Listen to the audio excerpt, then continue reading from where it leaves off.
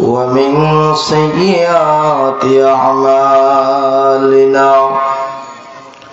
من يهدي الله فلا مضل له ومن يضلله فلا هادي له وأشهد أن لا إله إلا الله وحده لا شريك له وأشهد أن محمدا عبده ورسوله أما بعد فإن خير الحديث كتاب الله وخير الهدي هدي محمد صلى الله عليه وسلم وشر الأمور محدثاتها وكل محدثة بدعة وكل بدعة ضلالة وكل ضلالة في النار فقد قال الله تعالى في كلامه المجيد والفرقانه الحميد فأعوذ بالله من الشيطان الرجيم وقضى ربك ألا تعبدوا إلا إياه وبالوالدين إحسانا إما يبلغن عندك الكبر أحدهما أو كلاهما فلا تقل لهما أف ولا تنهرهما وقل لهما قولا كريما وخفض لهما جناح الذل من الرحمة وقل رب ارحمهما كما ربياني صغيرا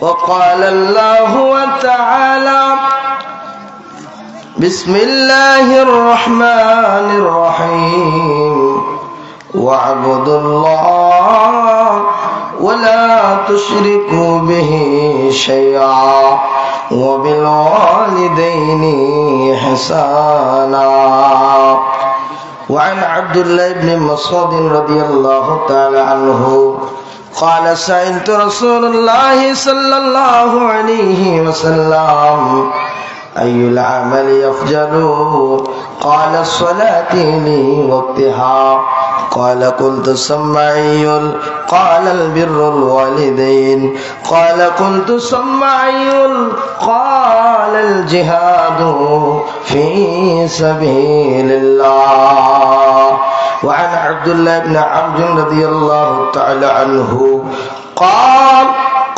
رسول الله صلى الله عليه وسلم ثلاثة لا يدخل الجنة حق للوالديه وديس ورجالة النساء رواه النسائي وقال الله تعالى إن الله وملائكته يصلون على النبي يا أيها الذين آمنوا صلوا عليه وسلموا تسليما আমার সাথে সকলে দরুদ ইব্রাহিম পড়েন আল্লাহুম্মা সাল্লি আলা মুহাম্মাদিন ওয়া আলা আলি মুহাম্মাদ কামা সাল্লাইতা আলা ইব্রাহিম ওয়া আলা আলি ইব্রাহিম ইন্নাকা হামিদুম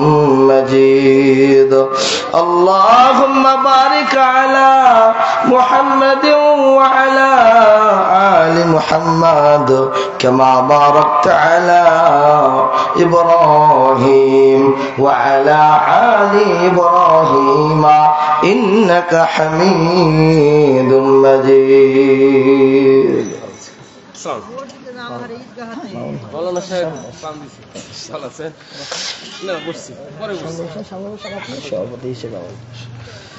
যাবতীয় প্রশংসা মহান সত্তা আল্লাহ সুবহানাহু ওয়া তাআলার, যে আল্লাহ পাকের অশেষ ফজলক্রমে মধ্যদেবের পাড়া জামে মসজিদের উন্নতি কল্পে আজকের এই ইসলামী জালসা করার আল্লাহ পাক রব্বুল আলামিন এবং আমাদেরকে উপস্থিত হওয়ার তৌফিক দিয়েছেন। শুকরিয়া আদায় করছি, বলছি আলহামদুলিল্লাহ।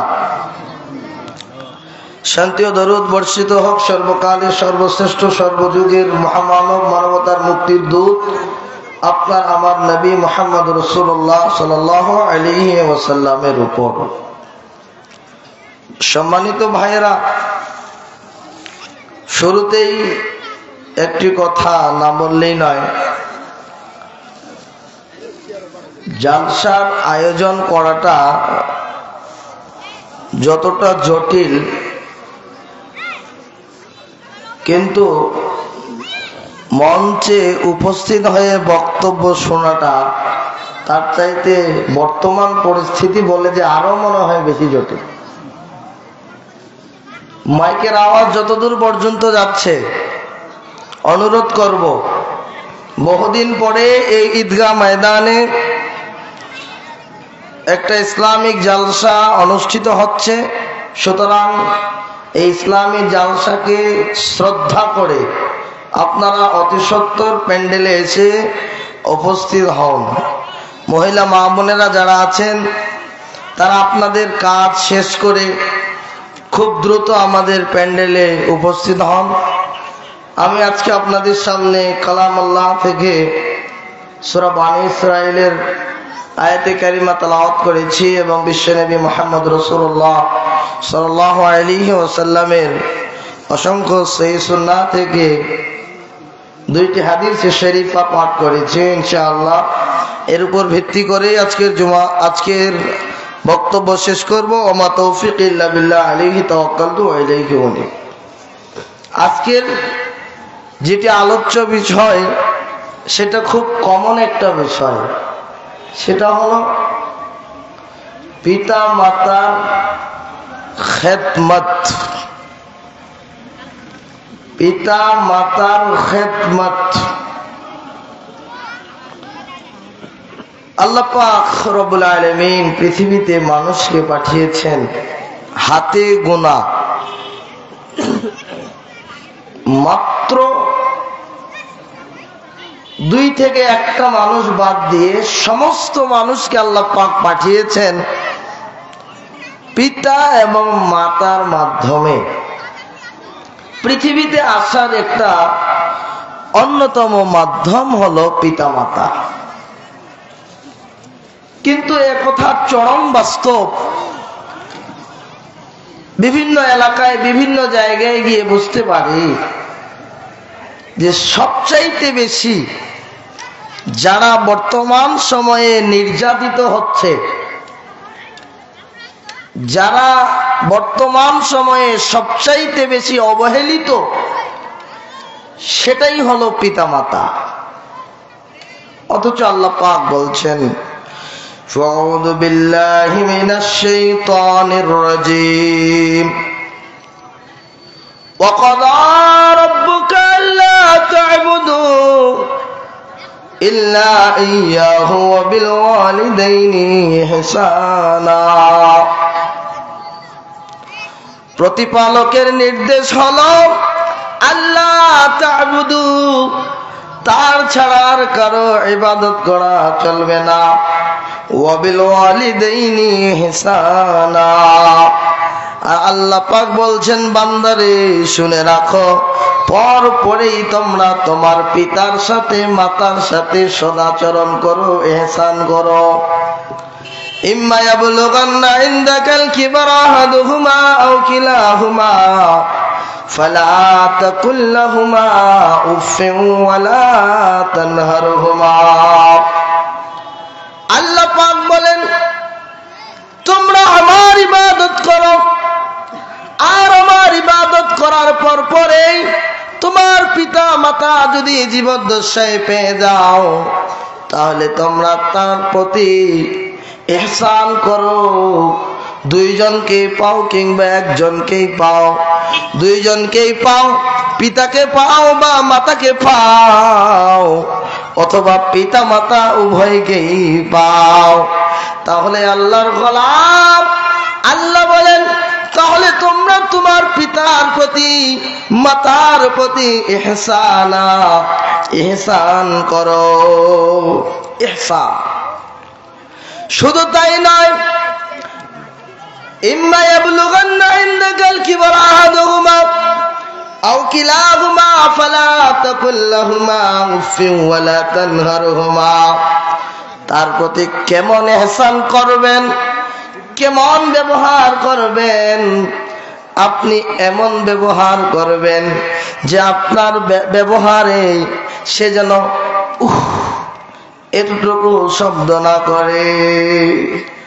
উফিন ওয়ালা তানহারহুমা, কর্কশ ভাষায় কথা বলো না, জোরে জোরে কথা বলো না, রাগান্বিত ভাবে কথা বলো না। ওয়ালা তানহারহুমা ওয়া কুল লাহুমা কাওলান কারীমা।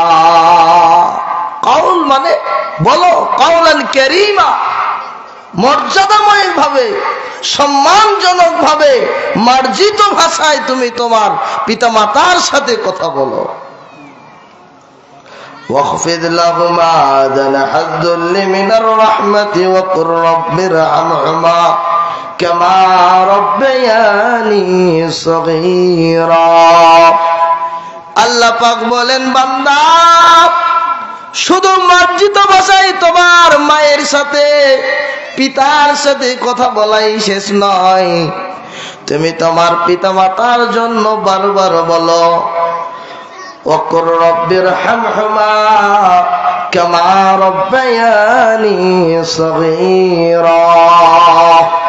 দিন রাত বল, আল্লাহ ছোটবেলায় সেই সবকালে আমার মা আমার বাবা আমাকে যেইভাবে আমার উপরে ইহসান করেছে, দয়া করেছে, আপনি তার উপর ঠিক সেইভাবে ইহসান করেন, দয়া করেন।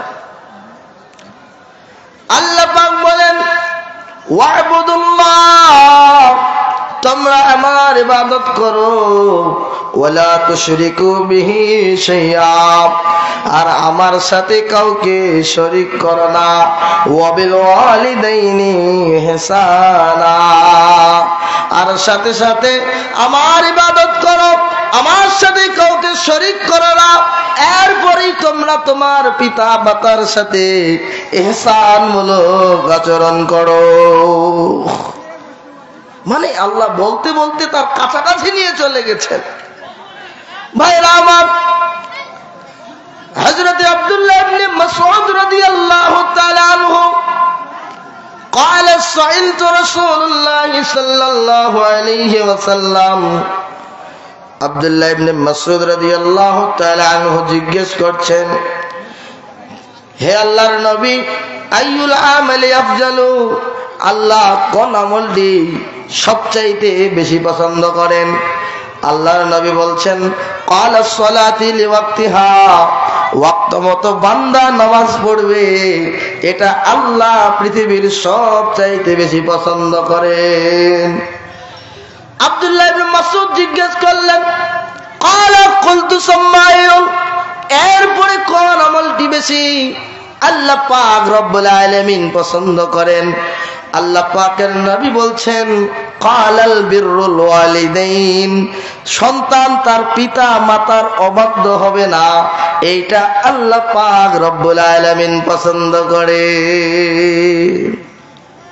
وعن عبد الله بن عمرو رضي الله تعالى عنه قال قال النبي صلى الله عليه وسلم, আব্দুল্লাহ ইবনে আমর রাদিয়াল্লাহু তাআলা আনহু বলেন, নবী সাল্লাল্লাহু আলাইহি ওয়াসাল্লাম বলেছেন, সালাসাতুল লা ইয়াদখুলুল জান্নাহ, তিন শ্রেণীর লোক আল্লাহর জান্নাতে কখনোই যাবে না। তার এক শ্রেণীর লোক হলো যে সন্তান তার পিতামাতার অবাধ্য। পিতামাতার অবাধ্য সন্তান আল্লাহর জান্নাতে প্রবেশ করবে না। ভাবনিরালায় গজব কেন রে দুনিয়ায়, শান্তি কেন নাই রে দুনিয়ায়। মদের বাজার গরম হলো, মদের বাজার গরম হলো, জুয়ার বড্ডে মানুষ যায়, মিথ্যা কথা সবল খনি, নামাজ পড়ে কয়জনায়, যাকাত ছাড়া ধন বাড়ালো, সিনেমাতে ভিড় জমায়, ভাবনিরালায় গজব কেন রে দুনিয়ায়। ছেলে হয়ে পিতা মাতার কথা শুনতে রাজি নয়, যাহা ইচ্ছা তাই করিব, বুড়া বুড়ির কিসের ভয়। ঠিক না ম্যাডাম? আরে বুড়া বুড়ির কিসের ভয়, যা খুশি তাই করব।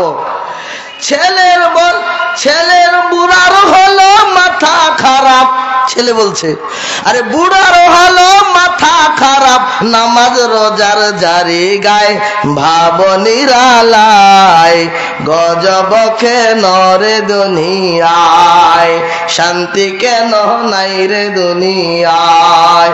লিল্লাহে তাকবীর, জোরে জোরে বলেন লিল্লাহে তাকবীর। আমরা যে এখানে উপস্থিত হয়েছি জনগণকে জানাতে হবে না? জোরে সোরে তাকবীর দেন, লিল্লাহে তাকবীর, লিল্লাহে তাকবীর, লিল্লাহে তাকবীর। সকল বিধান বাতিল করো, মুক্তির একই পথ, লিল্লাহে তাকবীর। ভাইরা আমার, পিতা মাতার খেদমত কত গুরুত্বপূর্ণ একটা কাজ। আল্লাহর নবী বলছেন এমন কথা, সালাসাতুল লা ইয়াদখুলুল জান্নাহ, তিন শ্রেণীর লোক আল্লাহর জান্নাতে যাবে না। তার এক শ্রেণীর লোক হলো যেই সন্তানটা পিতা মাতাকে নাখোশ করে রাখে, পিতা মাতার কথা শুনে না, পিতা মাতার অবাধ্য সন্তান।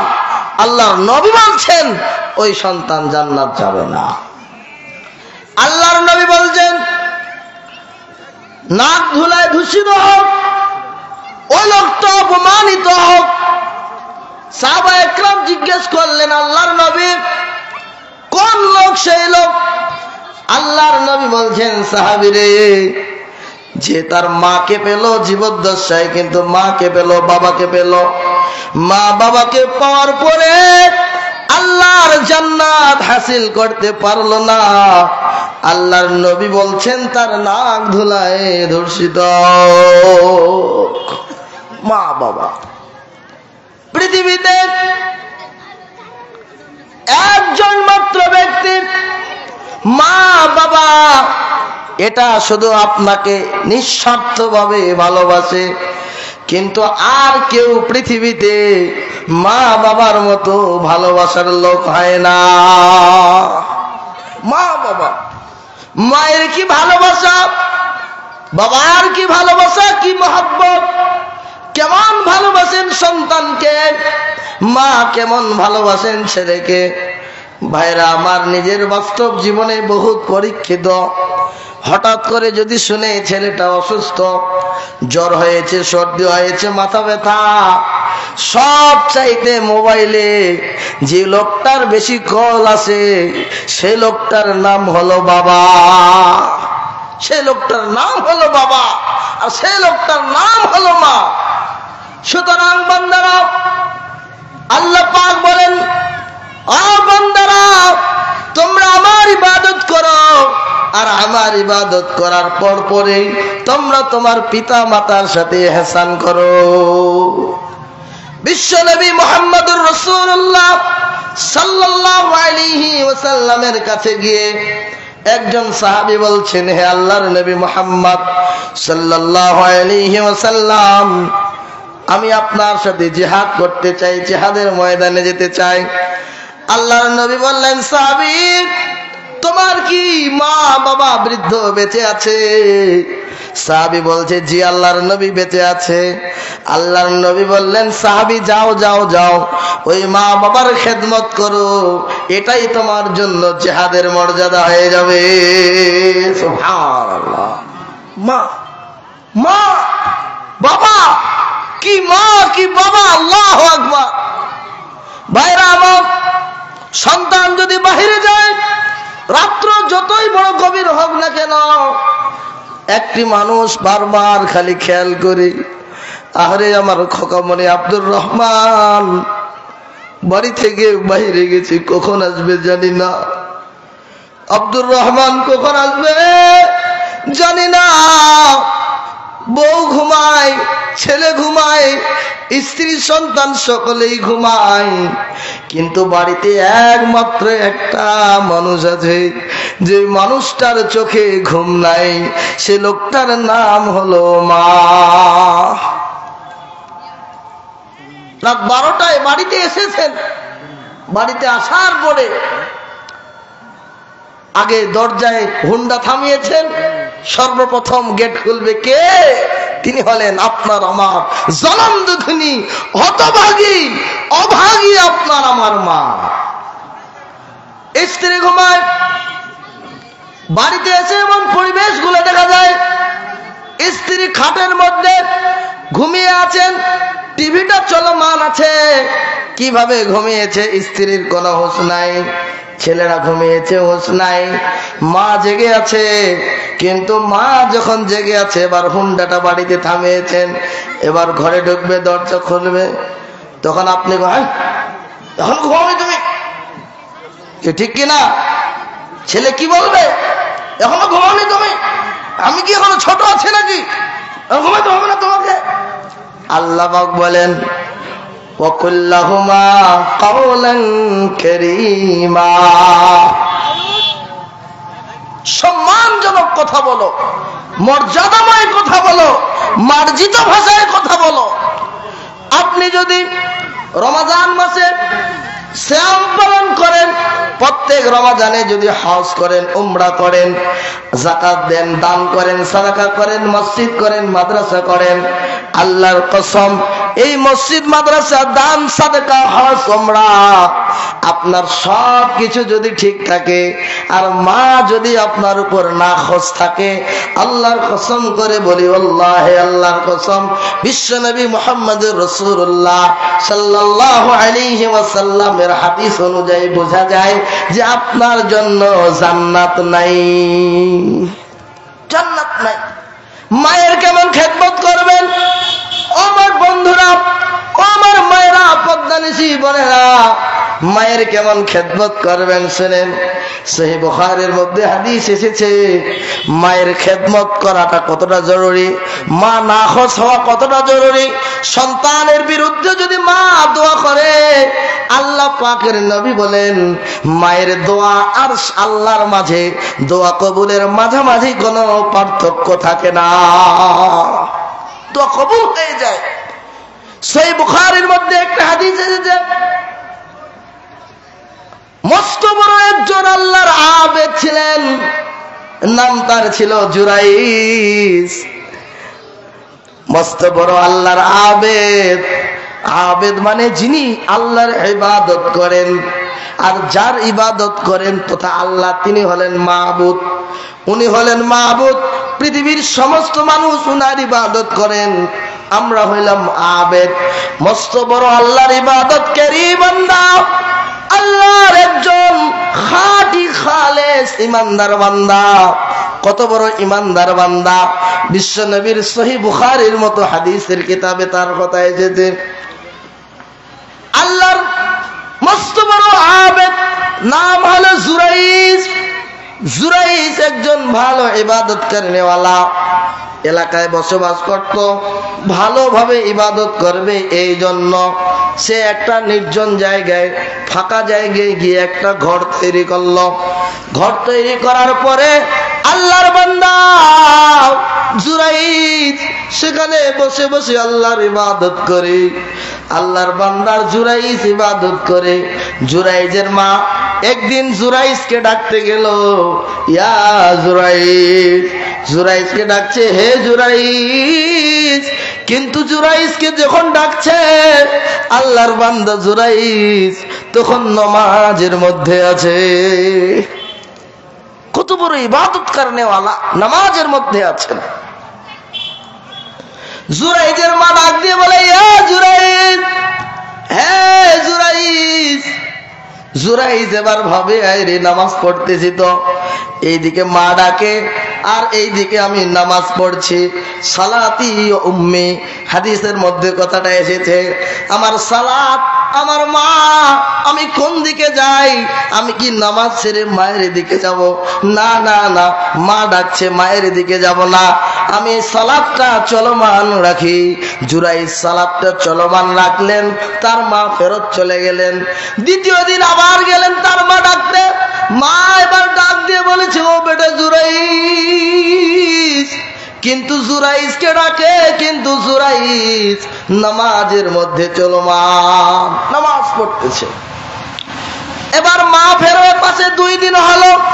3 দিনের দিন জুরাইজ তার মা জুরাইজের কাছে গেল ইবাদত খানায়, যাই বলছে, ইয়া জুরাইজ, হে জুরাইজ। কিন্তু জুরাইজ নামাজ পড়ছে 3 দিন ধরে। এই কারণে জুরাইজ নামাজের কারণে মায়ের ডাকে সাড়া দিচ্ছে না।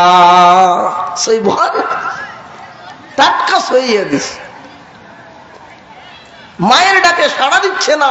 3 দিন হলো জুরাইজ নামাজ আদায় করছে। বলেন, নামাজ আদায় করো ভালো কাজ না খারাপ কাজ? নিঃসন্দেহে ভালো কাজ। আপনাকে যদি আপনার মা নামাজ অবস্থায় ডাকে, তাহলে কি আপনি গুরুত্ব কোনটাকে দিবেন? নামাজটাকে দিবেন।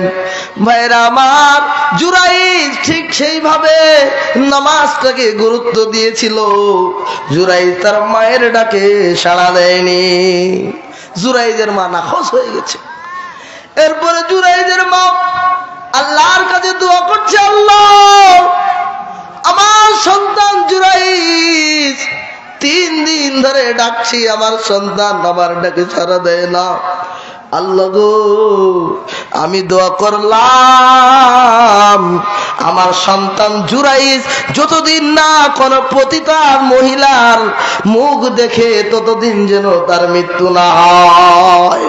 অর্থাৎ পতিতা মহিলা যেন অভিযোগ তার ব্যাপারে আসে। এরপরে তার মা চলে গেলেন।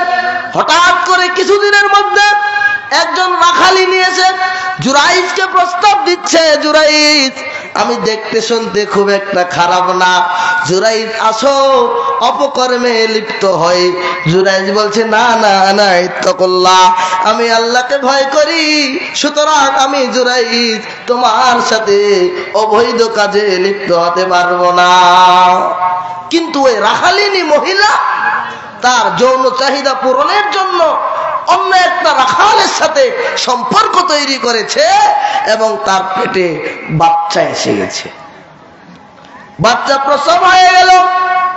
শহরের লোকজন, এলাকার লোকজন সমালোচনা শুরু করে দিল, ব্যাপার কি, এই মহিলার সন্তান কোত্থেকে এলো? আরে এ তো রাখালিনী, এর পেটে বাচ্চা কিভাবে এলো? এই বাচ্চাটা কার? এই বাচ্চার সন্ধান কে দিবে? এই বাচ্চার বাবাকে? এইভাবে এলাকার লোকজন খোঁজা শুরু করে দিল। এবার মহিলাকে জিজ্ঞেস করা হলো। মহিলা এবার বলছে, এই বাচ্চার বাবা হলো ওই যে একটা ঘর দেখছেন ইবাদতখানা, ওই ইবাদতখানায় যে লোকটা ইবাদত করে ওই জুরাইজ, ওই জুরাইজের সন্তান হলো আমার পেটে। নাউযুবিল্লাহ। কারণটা কি?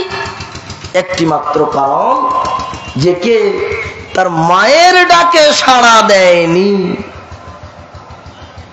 কার ডাকে সাড়া দেয়নি? তার মায়ের ডাকে সাড়া দেয়নি। অথচ এত বড় আল্লাহর আবেদ বান্দা, সহিহ বুখারীতে যার হাদিস এসেছে, কত বড় সৌভাগ্যবান ব্যক্তি, কিন্তু একটি মাত্র অপরাধ, সালাত ঠিক ছিল, যাকাত ঠিক ছিল, হজ ঠিক ছিল, উমরা ঠিক ছিল রে ও ভাইরা আমার, কিন্তু মায়ের ডাকে সাড়া দেয়নি। এটা সব চাইতে বড় অপরাধ হয়ে গেছিল। মা দোয়া করেছেন, দোয়া কবুল হয়ে গেছে। জুরাইজের বিরুদ্ধে অভিযোগ চলে আসছে যে জুরাইজ এই রাখালিনীর সাথে অবৈধ সম্পর্কে লিপ্ত হয়েছে। জুরাইজের এবার দরবারে গেল, জুরাইজের ঘর ভারী, সব কিছু ভেঙে চৌচির করে দেওয়া হলো, জুরাইজকে মারধর করা হলো। জুরাইজ কথা বলতে চায় কিন্তু জনগণ কথা বলতে দেয় না। জুরাইজ কিছুক্ষণ পরে বলে, ভাইরা আমাকে একটু সময় দেন, একটু কথা বলি। বলছে এই সন্তানের বাবা কিন্তু আমি না, কিন্তু মহিলা সাক্ষী দেয় আর ছেলের সাক্ষী গ্রহণযোগ্য হয় না। জুরাইজ বলছে আমাকে সময় দেন, প্রমাণ করি। কিভাবে প্রমাণ করবেন? প্রমাণ করার জন্য ওই সন্তানকে নিয়ে আসা হলো। সন্তানকে নিয়ে আসার পরে জুরাইজ 2 রাকাত সালাত আদায় করলেন। সালাত আদায় করার পরে সন্তানকে খোঁচা মারলেন বা ইশারা করলেন। তখন সন্তান বলল যে আসলে আমার বাবা জুরাইজ না, আমার বাবা হলো আরেকজন রাখাল। দেখেন এত বড় বুজুর্গ ইবাদতকারী ব্যক্তি, কিন্তু মা নাখাস, মায়ের বদদুয়া, মায়ের অভিশাপ, দোয়া কবুল হয়ে যায়।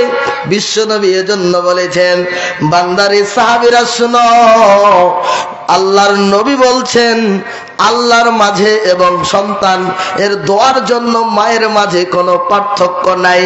সন্তানের জন্য খালেস নিয়তে আল্লাহর দরবারে মা যা দোয়া করবে, আল্লাহর নবী বলছেন সন্তানের সাথে সাথে দোয়া কবুল হয়ে যাবে, দোয়া কবুল হয়ে যাবে সময় মতো। ভাইরা আমার, এই জন্য পিতা মাতার খেদমত করবেন। পিতা মাতা যদি আপনার উপর অসন্তুষ্ট থাকে তাহলে কোনদিন আপনার জন্য জান্নাত যাওয়া সম্ভব হবে না। সুতরাং পিতা মাতার মনে দুঃখ যদি কেউ দিয়ে থাকেন তাহলে আপনি বড় একজন অন্যায়কারীর শামিল হয়ে গেছেন। পিতা মাতার দুঃখ কি জিনিস? আজকে পিতা আছে, মা আছে জীবিত, বাবা আছে জীবিত, মূল্যায়ন করেন না। আল্লাহর নবীকে আল্লাহ বলছেন, ফাআম্মাল ইয়াতীমা ফালা তাকহার ওয়া আম্মাস সাইলা ফালা তানহার। নবীকে বলছেন, আরে তুমি তো ইতিম ছিলে, তুমি তো সাইল ছিলে। যার পিতা মাতা নাই সে বুঝে পিতামাতা না থাকার যন্ত্রণাটা কত কঠিন রে ভাই। এজন্য পিতামাতা জীবিত থাকতে পিতামাতার জন্য খেদমত করার চেষ্টা করবেন। আমার মতো হুজুরকে বড় বড় দামি যদি আপনি কাপড় চোপড় উপহার দেন, ভালো ভালো খানা দেন, গরুর গোশত দেন, উটের গোশত দেন, দুম্বা দেন, আর যাই দেন না কেন, ইলিশ মাছ যদিও খাওয়ান, আমাকে যা খাওয়ে যা হবে, কিন্তু আপনার জনম দুঃখিনী গর্ভবতী মা তাকে যদি আপনি একটা এই শীতের দিনে আপেল কিনে নিয়ে খাওয়ান, তাহলে আল্লাহর কসম করে বলি তার চাইতে বেশি সওয়াব হয়ে যাবে, বেশি হয়ে যাবে। মারা আমার, ভাইরা আমার, মনে রাখবেন, বাপ মায়ের সাথে কোনোদিন কটু কথা বলবেন না, রাগান্বিত কথা বলবেন না। কিন্তু বাস্তবতা কতটা কঠিন রে ভাই। আপনার বয়স যখন ছিল 3-2, তখন আপনার নাক দিয়ে পটা পড়তো, ব্রাশ ভালো করে করতে পারতেন না। আপনি তখন একদম একেবারেই ছোট ছিলেন। আপনার বাবা আপনাকে সাইকেলে করে দারুর সাথে নিয়ে যায়। দারুর সাথে নিয়ে যাওয়ার সময় রাস্তায় যদি কোনো কিছু একটা জিনিস দেখেছে, ধরেন কথার কথা আপনি রাস্তার মধ্যে দেখলেন একটা ময়ূর দেখলেন, ছোট ছেলে জিজ্ঞেস করে, বাবা এটা কি? বাবা বলে ময়ূর। আবার জিজ্ঞেস করে ছেলে, বাবা ওটা কি? কয় ময়ূর। আবার বলে বাবা ওটা কি? ময়ূর। আরেকটু পরে বাবা ওটা কি? ময়ূর। আরেকটু পরে ময়ূর। বাবা কি? ময়ূর। কি বাবা? ময়ূর। বাবা ময়ূর। বাবা ময়ূর। ছোট ছোট ছেলে পেলে এরকম করে কি করে না ভাইয়েরা আমার? ছোট ছোট ছেলে পেলে বারবার বলে বাবা কি? ময়ূর। বাবা কি? ময়ূর।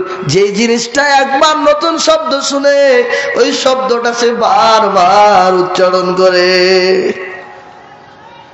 আবার যখন ওই ছেলেটার বয়স হলো 30, আপনার বয়স তখন 70,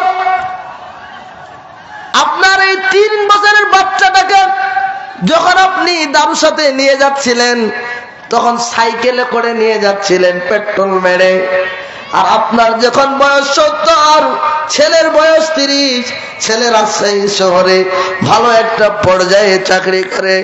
আপনি অসুস্থ, বলেন বাবা, ছেলেকে বলেন আব্দুর রহমান আমার শরীরটা একটু খারাপ করছে, একটু ডাক্তার দেখানো দরকার।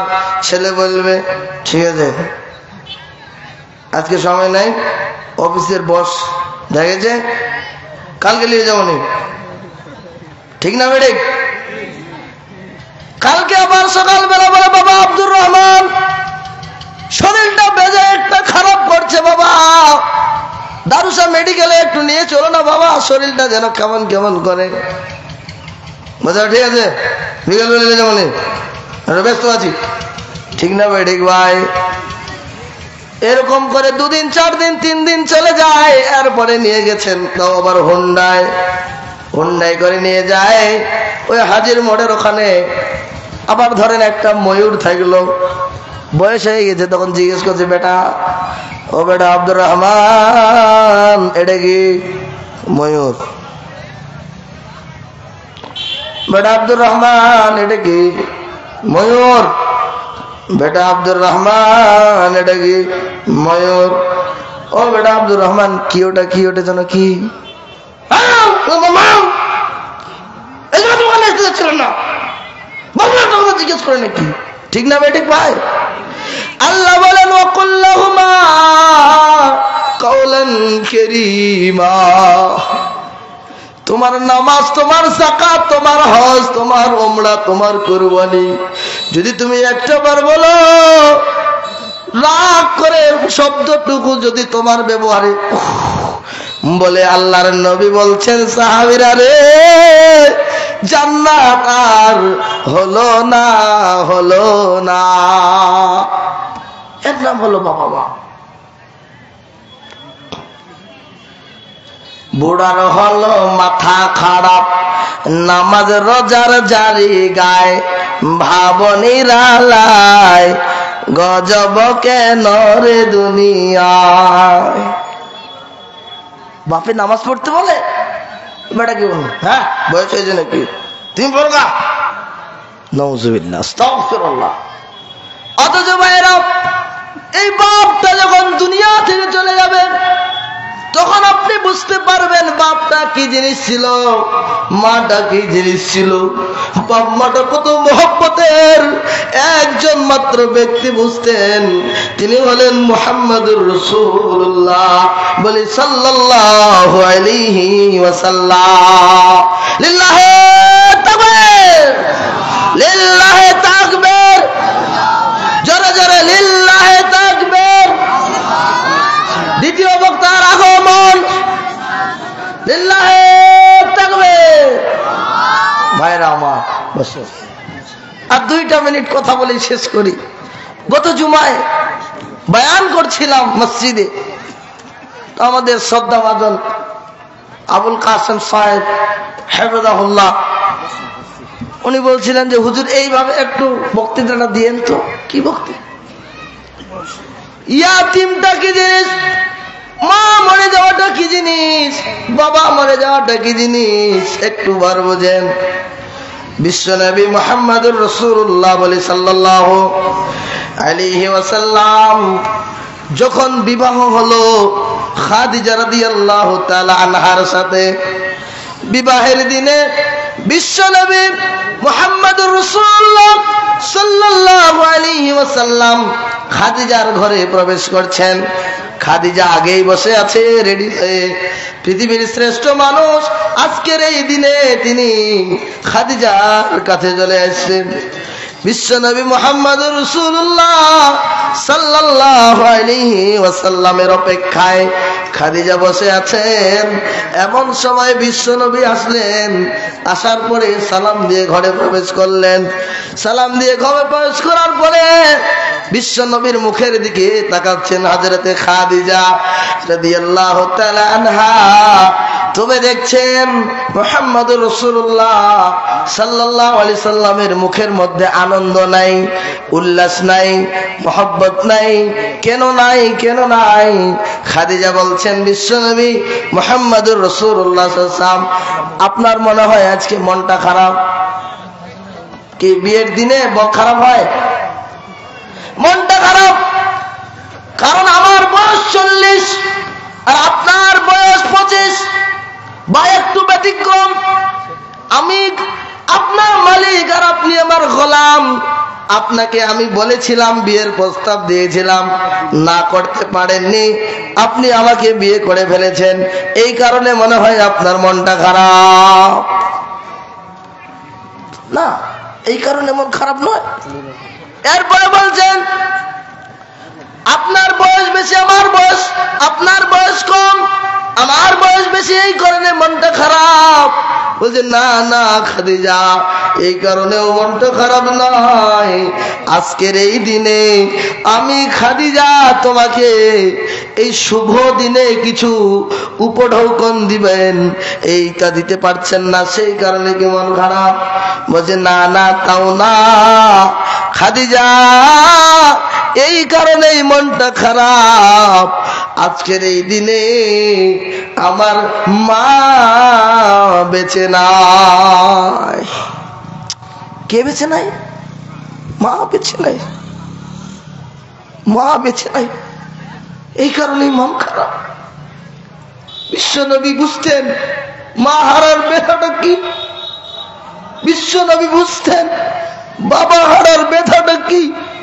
কিন্তু আপনি আমি কাছে পেয়ে, সামনে পেয়ে, পাশে পেয়ে মা বাবাকে আমরা মূল্যায়ন করছি না। মনে রাখবেন মুসলমান ভাইরা আমার, মা বোনেরা, মা বাবা যদি অসন্তুষ্ট থাকে আর আপনার জানাজা যদি কাবার ইমাম দিয়ে পড়ানো হয়, কোনো লাভ নাই। কথা ঠিক কিনা? এজন্য আমরা পিতামাতার খেদমত করব ইনশাআল্লাহ। সবাই বলছে না, পিছন দিকে বলেন ইনশাআল্লাহ, আর যারা বলে ইনশাআল্লাহ। আল্লাহ আল্লাহ তাআলা তৌফিক দান করুন, আল্লাহুম্মা আমিন। আমার ভাই আমাদের সুদূর দিনাজপুর থেকে এসেছে শেখ আব্দুর রহমান আনসারী হাফিজাহুল্লাহ তাআলা, খুব কষ্ট করে এসেছে। ভাই আপনাদের সামনে বক্তব্য পেশ করবেন ইনশাআল্লাহ। আপনারা মনোযোগ সহকারে শ্রবণ করবেন। আল্লাহ তাআলা আমাদের বুঝার তৌফিক দান করুক, শোনার তৌফিক দান করুক। যারা এখনো অনুপস্থিত আছেন, খুব দ্রুত আপনারা প্যান্ডেলে এসে অংশগ্রহণ করার চেষ্টা করেন। বারাকাল্লাহু লানা ওয়া লাকুম ফিল কুরআনিল আযীম ওয়া নাফা'াকুম। আসসালামু আলাইকুম ওয়া রাহমাতুল্লাহি ওয়া বারাকাতুহু।